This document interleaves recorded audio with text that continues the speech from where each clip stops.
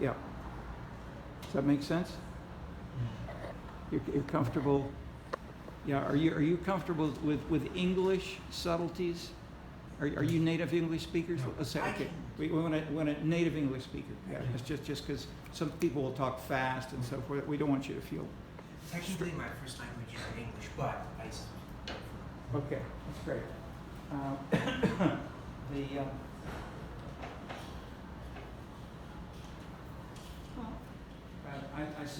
Go ahead. I was going to say one way to think about the issues that. Why don't you briefly introduce yourself? Oh, I'm Mehul, And you're MVP from Chicago suburbs, MPP student at Harris. Okay, great. One way to think about it is in terms of the concentrated versus diffuse interest. So here we have like a situation of a highly motivated small group of like far right Republicans who can easily band together and make kind of a bigger statement in terms of voting McCarthy out. And it's harder to get like all of the Republican caucus on board because they're just ideologically much more further spread out. And it's harder to mobilize once you have more people because with each additional person, everyone's interest in acting the same way like decreases.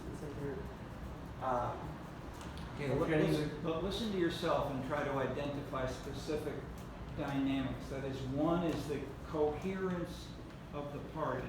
The second is the size, and as the numbers get larger, it gets harder.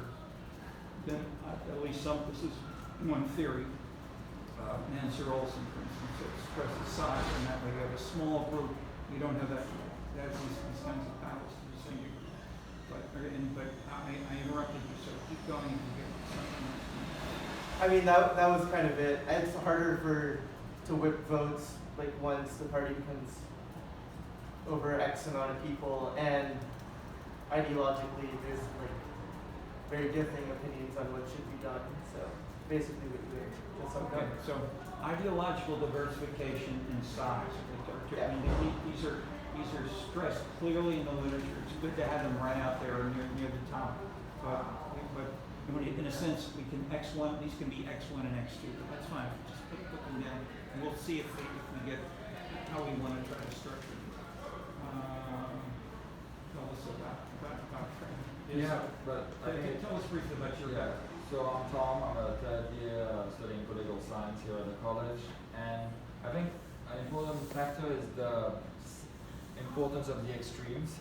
Like even if you take the McCarthy example or the French examples, like by having this concentration in the middle, then you create powerful extremes that then hold the power, because McCarthy lost speakership yesterday because of a couple of Republicans that were to the farthest right of the party. If you take the example of France, Marine Le Pen and her party has never been this high because the concentration. You just mentioned, for those who don't know about Le Pen, let's have 2 minutes on Le Pen and how that is an excellent example of strong ideological difference. It goes much further than the basic American sense of that is. What these examples can bring out is how narrow that some of these factors are. So if we go to China and France, we can find stronger illustrations on an ethnographic case basis that illustrate the bigger analytical points. Yeah. So your point about ideological difference is great. Let's add something about Le Pen. I mean, contrast, say, with the U.S. or with Scandinavia. Yeah, so the Le Pen family name is like her father was already a politician. He made it to the runoff in the 2002 elections, and her father was condemned for denying the Holocaust. Like it's a series of denying the Holocaust. Okay. Yeah. In France, that has killed a lot of people, really. Yeah, and politically, it's in the French law that you can't deny the Holocaust. And so when her daughter came into the power of the party, then she kicked her father out of the party he created. But her goal was to normalize this far-right group, which she has done to a certain extent because she made it to the runoff in 2017 and 2022. So she's tried to move the party to the center, whereas her father would talk openly about Africans have smaller brains. They can't work in normal jobs. They can't pass the exams to get into the French political educational system. In simple, overt racism. Absolutely. And then, so Marine Le Pen's goal is to make it normal, because we've never, like, France has never tried to have far-right parties. She's changed the name, like, she's doing everything to make it seem like a traditional party in the Republican arc, as we say, so like from the traditional left, socialist, to the, even the communists fit in the French traditional arc, to the previous, like, center-right that was Sarkozy, a former president.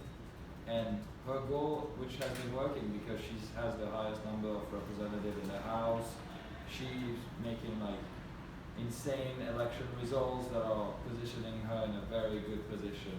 Like the gap in 2017, in the second round when she lost to Macron, she made 37%. 2 years ago when she lost again to Macron, she was at like 42, 43. And predictions are, if the center cannot align with the traditional right, then it's leaving way for a rise of the extremes, both to the right with her and to the left with Jean-Luc Mélenchon and his old government. So it's your same point is number one, but dramatically, ideologically more opposed than the American system. So the American press is talking about, oh, these are extremes, but the other extremes internationally, if we look, go a lot further. We still are dealing, and then even within Chicago, people talk, oh, Chicago, but Chicago is still a generally friendly city compared to some other places. And maybe one more thing is, inside of the French House of Representatives, like there's coalitions, but overall there's 10 parties that are represented. From the communists to the ecologists to the traditional socialist party. Okay, critical point. Number of parties. And internationally, and the continent, that is one, okay, go ahead. Which also allows like for negotiations between, like, there's a recent law on labor where the communists negotiate with the government, and that's how it was passed. Okay, with unions are now another organized group, so that's another big factor. Parties, number of parties, and then salience and strength in different ways of capturing organized groups, like including unions. Any more on anything else which really struck you, or because you're not only you're a political science major here, but you're also working. Yeah. So I work for the French consulate here in Chicago for cultural affairs, and well, it's a bit different from the policy, but it's also like the expansion of the French culture.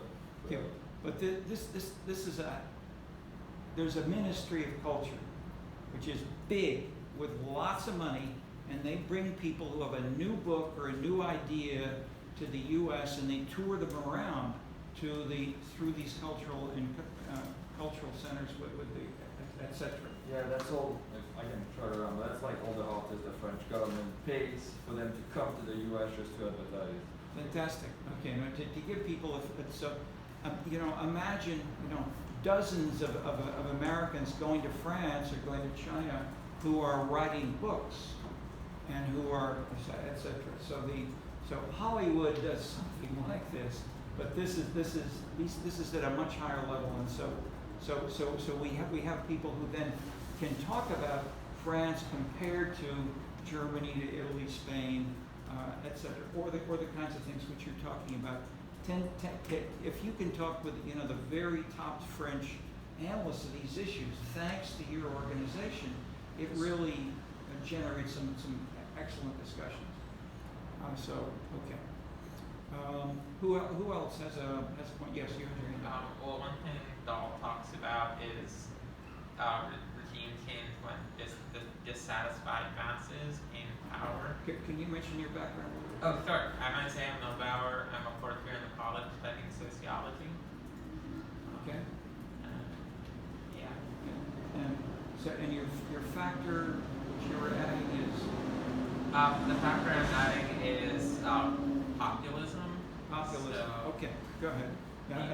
This is a big point. So why don't you just say a couple of sentences to have this? Sure. I mean, I think that a lot of people make the point that the faction in Congress, although it's small, is representative of like the MAGA movement in America that some Wait, people. what's MAGA for?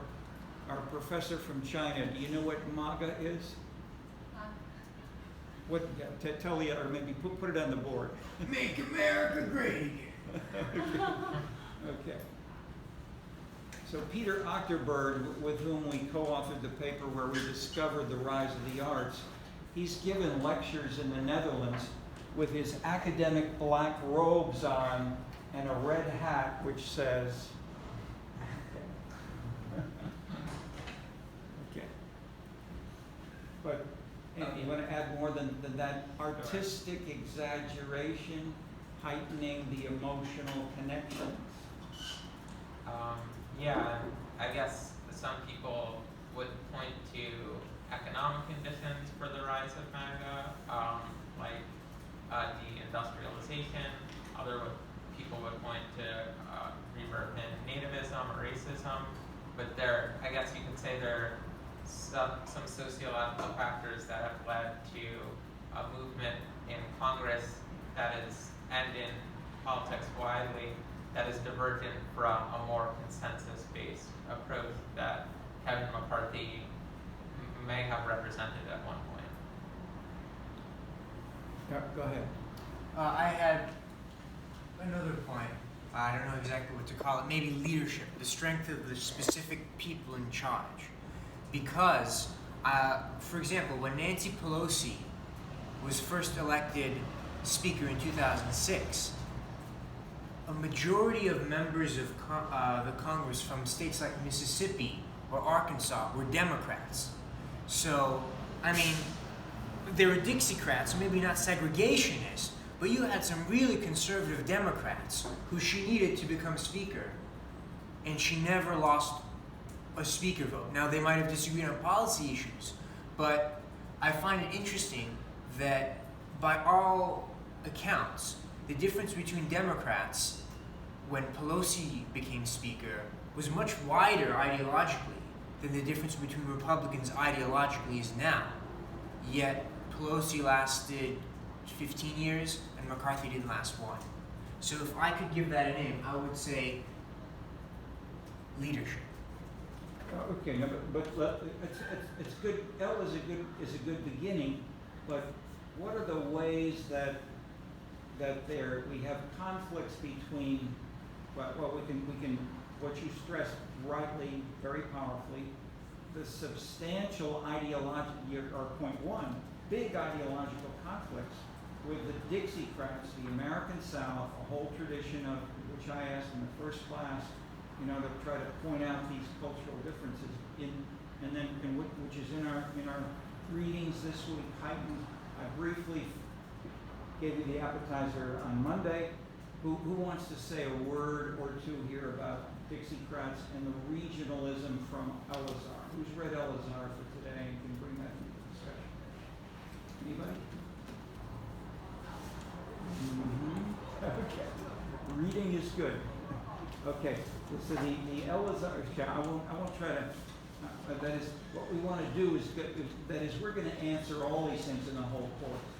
But we want to have at least a little bit of a foreshadowing of when you read Elazar, you can say, hey, that really is important.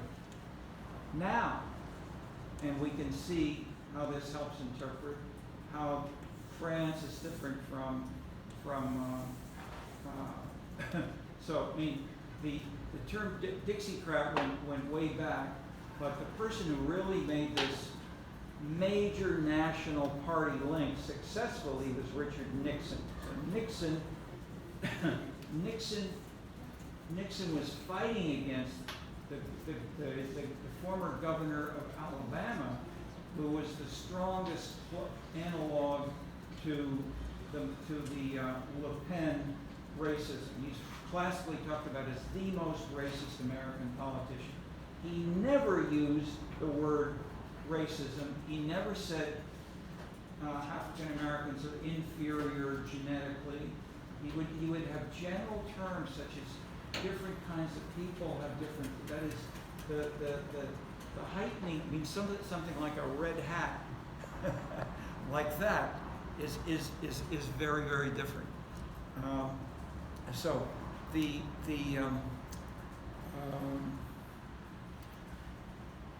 Dixiecrats, Elazar, how do the regionalisms and these kinds of potential major conflicts, I'm asking the question, Pelosi, how can a Pelosi or a leader overcome fundamental differences which are out there?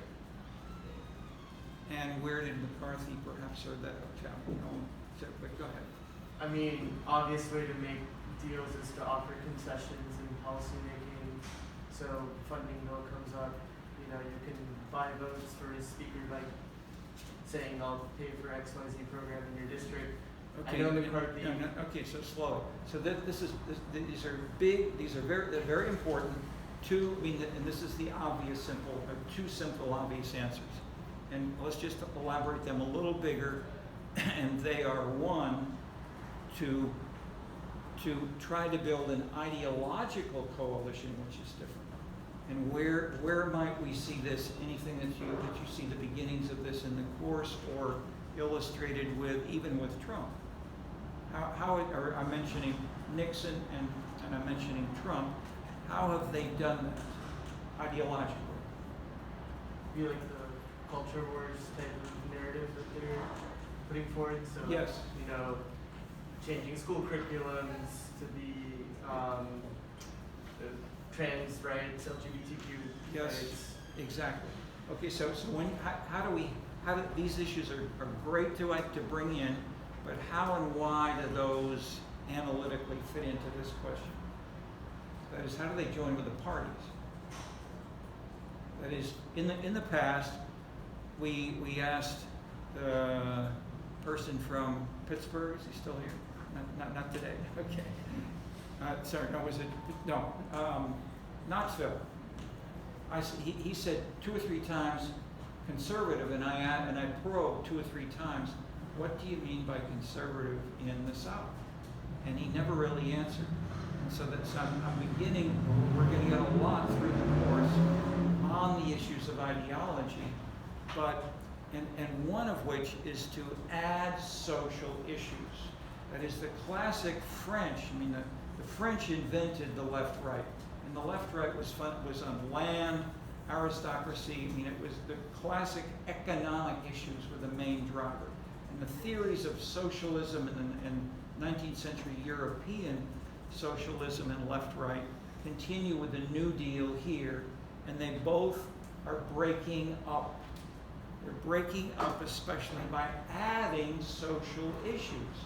But where and how do they join with different parties and the different, so just to add, so you gave us some examples with the French case of Le Pen. So the daughter of Le Pen is to expel her own father who created the party and to change its name. So she's trying to move to the center, but how is she? So she's playing down the extremism of the racist elements of the social issues, and these are drastically different from the simple economic. How does Macron handle a similar issue? And Ariel, let me ask. So I'm mentioning some examples, but I'm trying to have you also go back and forth with theorizing more generally. We're using a non-U.S. case to try to see, isn't it, and then we'll get back to Chicago and neighborhoods and same things in different areas of the world. But could we easily say, let me ask. I mentioned briefly on Monday, the socialist parties of the world have drastically changed, and I talked about Mitterrand. So when Mitterrand came to power initially, he didn't have enough votes for a majority. He was a socialist. So he formed a coalition by joining another party, which was called the Communists. And the Communists said, nationalize the economy. And they did. Went from 20 to 43%, in a couple of years. But what did the citizens and many of the mayors say? Hey, we're not a communist country. We don't want that. So he was being attacked on ideological extremes, and they had the same situation then became a local issue in certain of the big major cities in France, such as the big major cities in the U.S. are now looking for solutions to these, which would, and if we look, we can find analogs to these internationally, and we're putting them on the board very nicely, very clearly. These are coming out well. So but let's have a couple more examples of how can the social issues join with the economic, and think about things which don't fit with the normal left and right. Anybody? So you mentioned diversity. Clearly that's that. And so, how about something that's less extreme in that sense? Something more that came historically earlier, a little bit earlier. The environment. I mentioned it briefly. The environment is a social issue in the sense that it can be done without spending, without increasing or decreasing spending. That is, you can be a strong environmentalist, but you can say, I want to do it in a way that includes people doing recycling themselves. We don't have to pay through the government in order to have people recycle with a block club, etc. Then, just one more example. There were national surveys the British did, called the British Social Surveys, and they probed about 15 versions of environmentalism. And in England, they found that one was nuclear power. And one of the findings was lower status women in England were strongly opposed to nuclear power. How did that potentially change the political system? And yet maybe it's too subtle for you to answer, but I'll give you a hint. Margaret Thatcher. How did Margaret Thatcher succeed? Did she ever have a majority of the population in the popular vote? No, she never did. But she managed to be prime minister in a revolutionary way. She transformed the whole party system in Britain. How did she ever get elected? You have a hand up? I can only guess. Is it possible that she perhaps campaigned on certain issues, for example, nuclear, in order to make strongholds with traditionally labor voting constituencies, districts, and Exactly. And she did it. And most people, that is, I never knew about this by reading the press, the American press at least, without looking for that. But then as I learned more about this, working with the Brits who did those surveys, and then how did Thatcher manage to govern? Because everybody seemed to hate Thatcher, and it's like, we can't see you. okay, and so forth. So one simple answer, a visible, dramatic extreme, is to, an American example is called "What's the Matter with Kansas?" Anybody know about that book? Political. There was a history major here, David Brooks. They were both students here in history. Neil Harris was a professor of them, and I've talked to Neil about this. No, okay, anyway. These are highly visible, ideologically charged, and the issues which each of these names I'm mentioning, these people have been analyzing thoughtfully. David Brooks and blocking in the name of what's the matter with Kansas, but the Kansas what's the matter is why do blue collar voters in Kansas vote for the Republicans?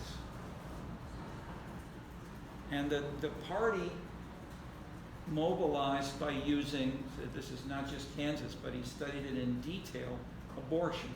So abortion clinics and the politics of abortion clinics really get blue collar Kansas voters very angry. And so they were the blue collar voters were angry because the Democrats were helping the abortion clinics. So they said, I'm going to vote for Republican.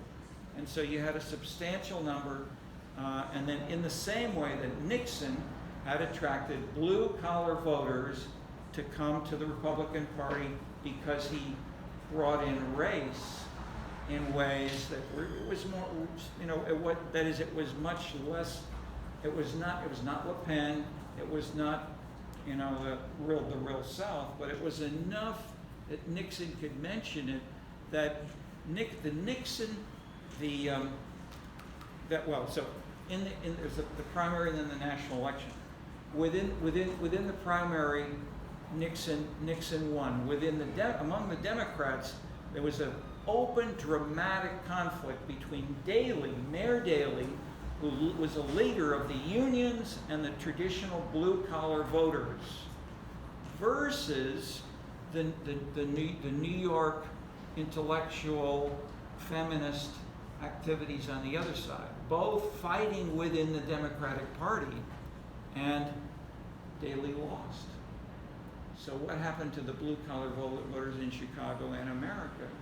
They voted for the Republicans, and Nixon won drastically. And that, if we use a measure of class politics and class voting, it dropped to the lowest number ever in American history in presidential elections. Was the Nixon election? Okay, okay. So the linkage, I'm showing you. I'm building on the same points which you're bringing in, which are excellent. They link with the course. They link with the sections that we're going to talk about, and see where and how we can see them more subtly by going to Kansas, by going to Margaret Thatcher in one issue, and then linking this with one city, such as with Daley. And so Daley, one more example.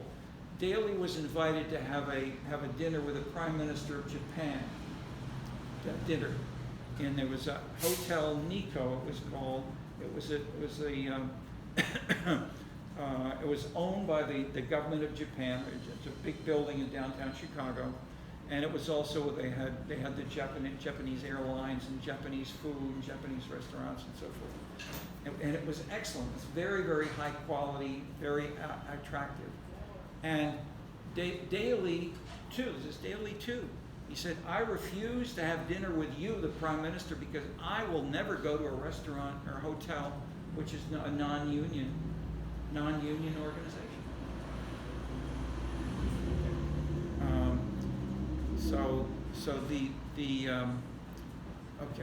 So we can see the more extreme versions if we go to the local level. We don't have that happening so much in national politics, but we can see the local. That is, this is why, for me, this is why I'm studying local politics, because we can see bigger variations and different combinations of all of these things, and we can then see where and why do they fit together, and we can see it because some neighborhoods, cities, and then you go down to neighborhoods even more so, you get these kinds of things where you have bigger conflicts. And in some of these things, we can have the concept that is, what are the consequences? How much does this lead to local trust declining? Where and why is Putnam and Tuckville's argument working or not? And the like. Okay, we haven't heard. Okay, let me pause for a minute. Anybody else want to add another factor we haven't discussed? Can I just Sure. maybe Yeah, spar some ideas? I think on the just speak a little slower and clearer. okay, on the point of leadership, I think it is also the positionalities of the leaders, where they came from, and the kinds of personal histories that they carry with them, and the symbolisms that they are able to communicate to the people. Okay, but be careful. See, these are different factors. When you say where they came from, that's too general. Give us an example. I think in one of the readings on New Haven, they talked about Lee's rise to power and how he came from working class. He was a working class Italian, and I think that garnered him a lot of popular votes from the working class. Yeah, but be careful. This is Mayor Lee of New Haven, and he's a classic. He's a very important case, and so you're right. The normal expectation is that he was working class and Italian, but he had some Italian linkages, but was his ethnicity really mainly Italian? I don't think so. Irish. Yeah. Okay. Irish Catholics are classically illustrating a better ability to build coalitions, and the Italians are poor by comparison. If we look at the, okay, we'll talk about that more in more detail when we get further along. But the main interpretation is, this is by Robert Dahl. Okay, so and it's right here on the and we'll talk about it more in the next section, even further down in the course. But if you want to at least add it now, what's the big point of Dahl in discussing this, of saying, given that he should be ethnic and New Haven politics should be ethnically salient, but how did Mayor Lee overcome it? I mean that's the same problem as Macron and Le Pen. Well, Le Pen, and so Le Pen was trying to move to the center, and so was the mayor. Mayor Lee did do so, and this is a classic example, perhaps one of the best it's a brilliant book. He was considered the top political scientist in the world at the time.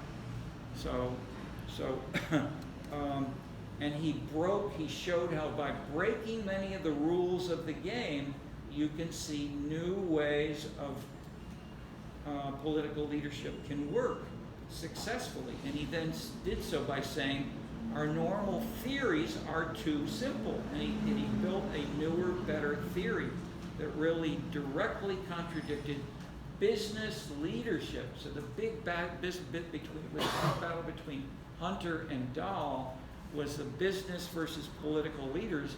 But the question is, where and how could they either govern and so Dahl adds some major concepts, which I'll just mention a few of them very briefly now.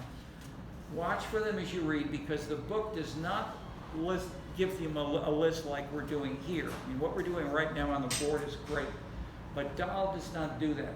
He gives it to you in a more journalistic kind of way of explaining and you missed it. Okay, so that's why I'm telling you, watch for these things. Big concepts: resources, mobilization of bias, activation of resources, pyramiding, building up different combinations of resources, and the resources can be joining, say, the Irish with the Italians and with others for certain issues in certain neighborhoods, for instance. But the concept, the big concepts here, this is great. My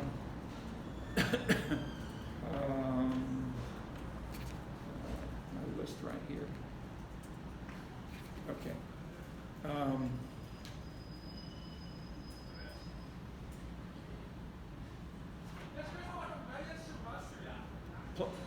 Pluralism versus hierarchy, and the ideas of, it's fine to have it as a separate box. Just call this Dahl. I mean, in a sense, Dahl's analytical contributions. I swore I did the reading, but how do you spell Dahl? D-A-H-L. Okay. Okay. All right. Sorry, what was it? Pluralism.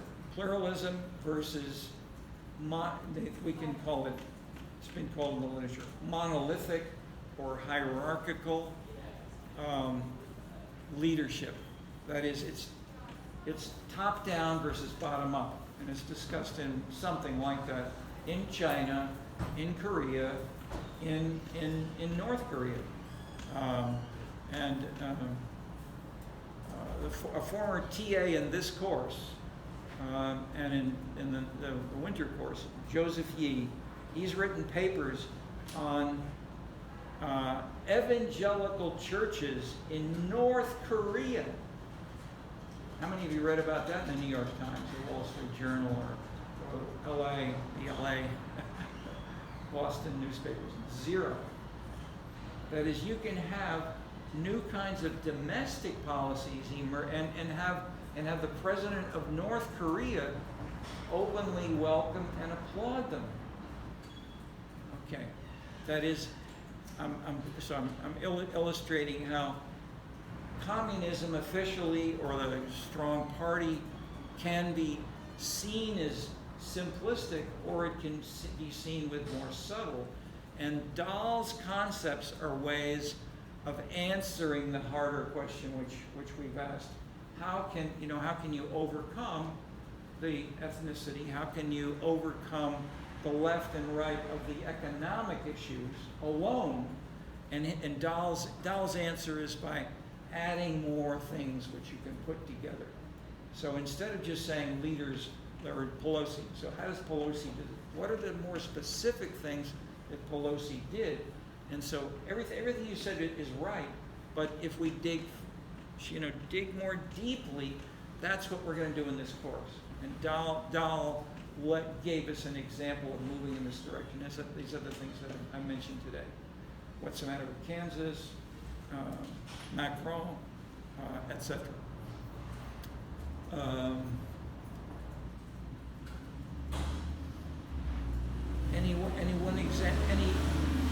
Can we add an example which illustrates it does not have to be elections, maybe from China, that would fit with any of this? I haven't started this field before. No, but we want to use China's. We want to use. Okay, go ahead. Give it. What was the specific question? How might China fit in this discussion? How did or let me link it, say, populism. Can we see populism in China if you don't have elections? Because many people will say, oh, you have to have a, multi-party, something like that. They don't have multi-parties, and they don't have national elections, but they have many of these elements also in China, as I've learned in the last few years. But if we take, for example, how do you handle COVID? And the Chinese are an extreme case compared to the U.S. and in many other countries of adding quarantine in people not being permitted. I mean, the first was when it first was discovered in Wuhan. For about a year, people in Wuhan could not leave their homes. They could go out and they got to go maybe once a week, something like twice a week, to shop for food, and no more. And because the Chinese have a highly sophisticated system of knowing who goes out for shopping or not. If you go out, more than said, you can be seriously punished. So people all stayed home. Okay, how about the young people after 3, 4, 2, how many ever years it was, but different. And so Wuhan's most extreme ended after about a year, but sections of Shanghai, Beijing were doing the same things, and aspects in other cities in China were varied. There were big differences from city to city because the disease went up and down. But basically, some people said, we don't need vaccines. We don't want these foreign, international, far Western drugs. We want to use and So the Chinese, but also the Koreans and the Japanese, many of the Asian countries basically moved in the same direction. Quarantine. How did this change in China? That is, if we really have a totally top-down system, why does the president care? There's no election. Maybe the citizen. If you read the press, the Western press, the implication is, political leaders in China don't need citizens. Yeah. From my experience, I read a book from a professor from the university. What's his name? Benoit Masqueda, Authoritarian Handbook. Okay. So the basic idea is that the leader in an authoritarian country only need a very few coalitions to support him. He doesn't need the support from the massive public. Okay. No, I mean that's exactly. Yeah. I mean that's what many people say and think, and so I'm asking, where might there be an exception? And what Dahl is also doing is showing how leaders can respond to citizens. And I'm trying to engage you Chinese participants to think about it, because it links it. That is, many people say, "Oh, China's so different. We can't learn from other countries."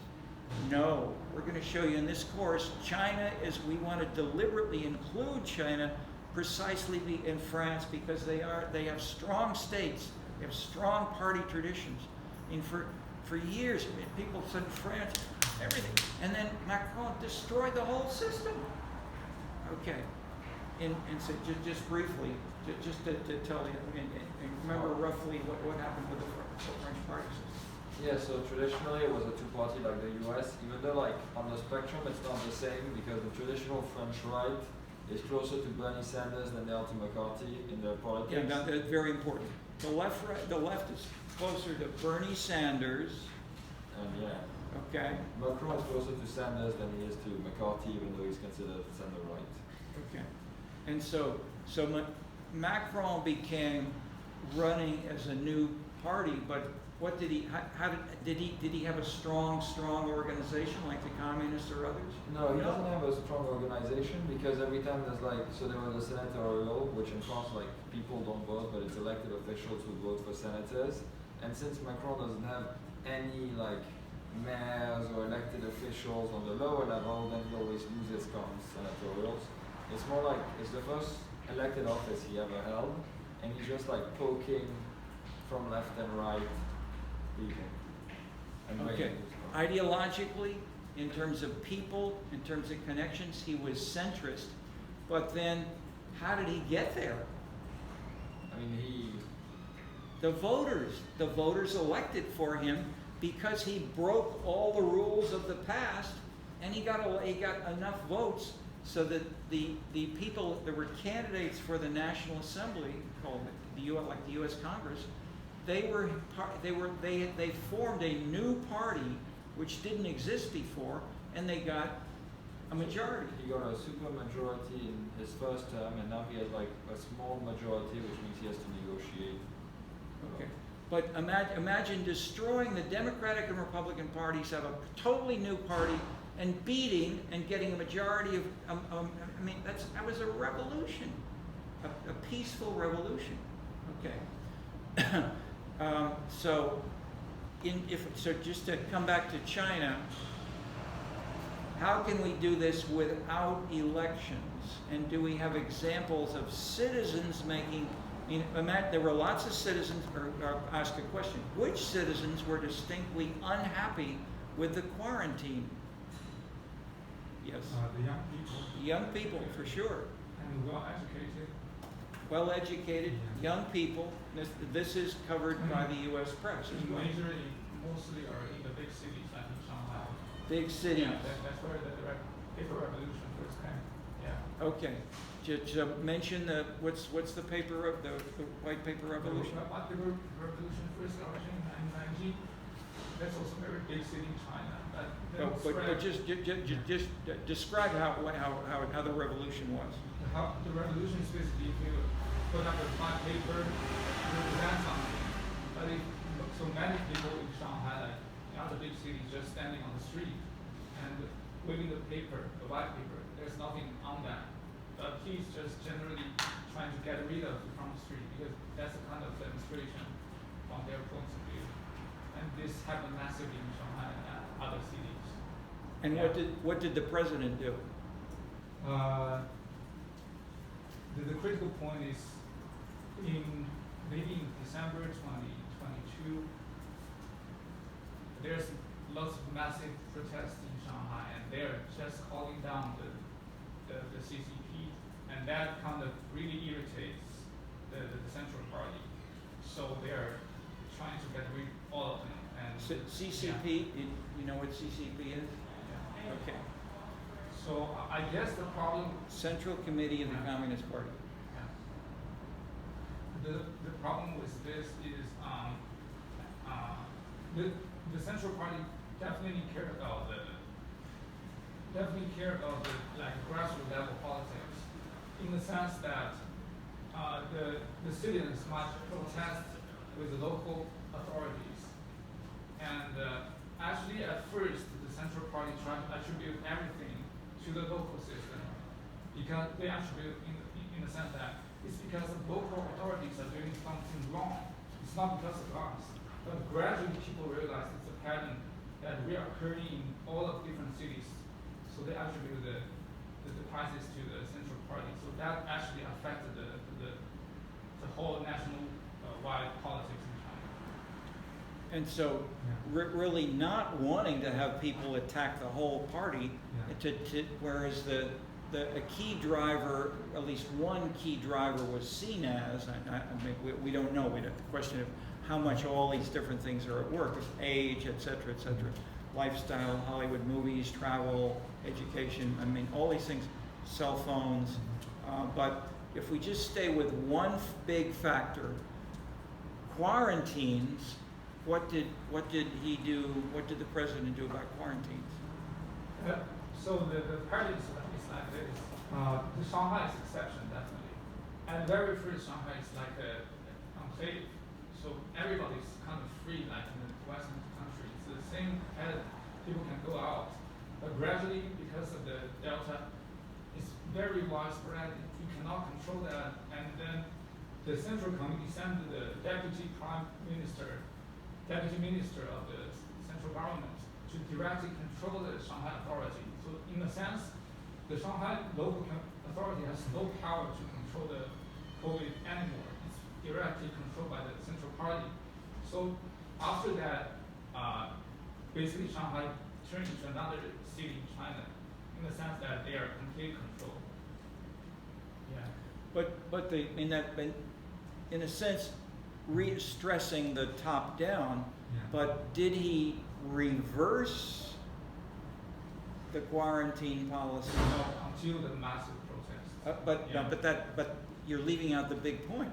Until the massive protest, and that led to the president dropping the quarantine. Yeah, dropping the quarantine. Okay, so all at once, totally shocked everybody. No preparation, no central committee of the party which adopted this. He basically, top-down leadership said, we're abolishing the quarantine. It didn't work. I won't say didn't work is bad. I mean, we're still doing a little bit of quarantine right in this room. As we still have a pandemic which is going on in the world and et cetera. But the point is, young people are particularly unhappy with this, and so the white paper standing on street corners goes too far, and therefore to try to deal with a visible, clear policy that you can change, bang, okay, we'll stop the quarantine. And so suddenly you have people are walking around, et cetera, thousands of people walking around in the streets, and many people say, oh my God, we're going to kill millions of Chinese. And then the Chinese government stopped publishing any data about basically detailed specifics of death and COVID and the like. So we don't know, but it seems to be, at least politically, it's fitting with the kinds of processes we find in France and in the U.S. and in England. That are, say, Margaret Thatcher. That is, you can adopt, you can try to find something which you can see as a potentially valuable policy. Not to say it's one factor. See, we're up to number 13, and we've got Dahl here with some of these other mechanisms that can elaborate these. But the simple point you've heard me say, and this is nicely illustrated, multi-causality is what we're really going to show. And so, okay. Let's be careful about timing. 5:34. So, I mean, this is a great discussion, and I'm also doing this because the discussion we have had is showing, and you're, as I've said, smart, you're thoughtful, and you're reading, and you're using the readings to analyze not the ways in which they were originally written for. Where you were adapting them to Trump and to McCarthy and to Macron, and that's what we want to be able to comfortably do after the course. Okay, let me add just one or two things as I'll normally put this up on the yeah, actually. Yeah. Let me even let you. What's, could you put it over there? Yeah, that'd be great. Let me look at it too for a second. Okay, so can you have your camera? Can you make a picture of that for yourself? That I can keep it here as well. What we show here is the debate about globalization and how do these things connect with domestic issues. Okay, what does Sasson say about that? Or what does Sasson say about politics? Nothing. There is no politics in her book. This is her best book. She's very smart. She came here, she was here for 10 years or so. I taught several courses with her. You got it there, okay? Yeah, okay. Just put numbers 1, 2, 3, 4. Okay. Yeah, so she's arrow 1. Sure, she's number 1. G leads to I sub N. Globalization leads to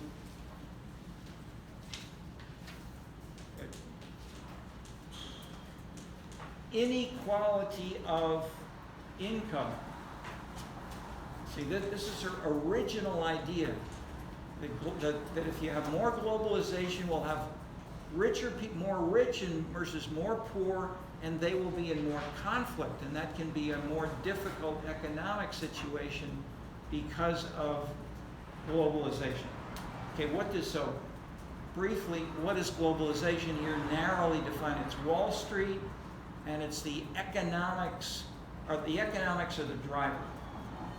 Wall Street with not only the traders, the brokers, but also the law firms, the accounting firms, the consulting firms, which are working internationally. And so New York does this in extremis, and that area around Wall Street and Manhattan, where it's less so in other areas like, so number 2, we can even say nearby is Brooklyn. So some people in Brooklyn said, we're against inequality, and so the first path. You're writing it all out in detail. Why don't you add one more column then, where you just have the simple. G lead. Don't erase anything, but up here the simple arrow is G leads to I N. Globalization. Just don't write. Yeah, that's it. Yeah, I can't see it with these are my computer glasses, so I can't see that far to read the detail. But Sasson is model 1. Model number 2 is because globalization might lead to inequality. The next arrow is to anti-inequality policies, and so so New York worked on this explicitly in the 1930s and in a number of policies but to come up to present, Brandon Johnson, mayor of Chicago, has most recently and visibly talked about this. We want to have more rich people taxed and poor people supported by the city of Chicago. And I want to do this as my policies. This is very controversial.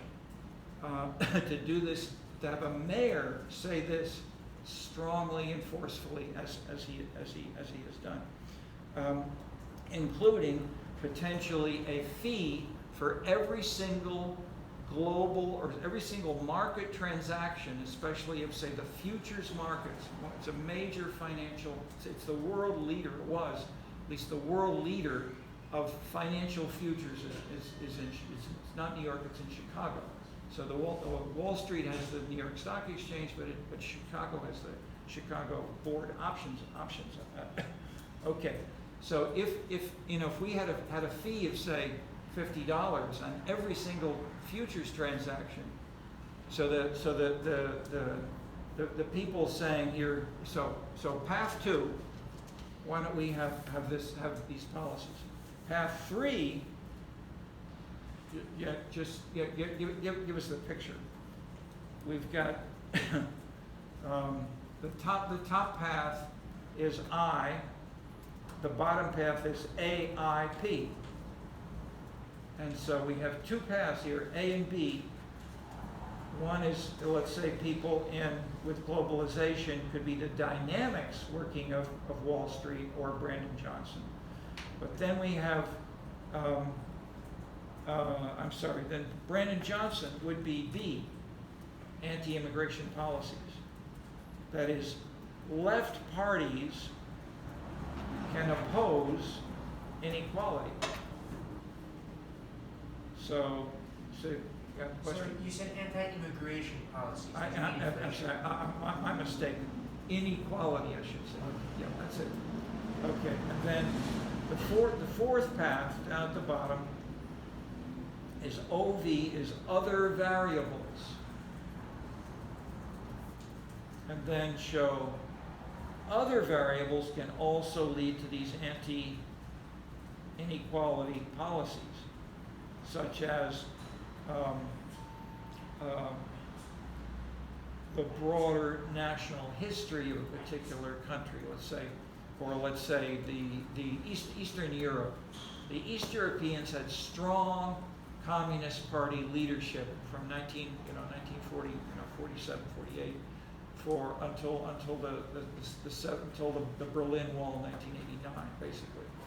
And so citizens in a number of those countries which did not have that degree of egalitarianism in the 1930s or 40s, they became much more egalitarian because of that Communist Party experience.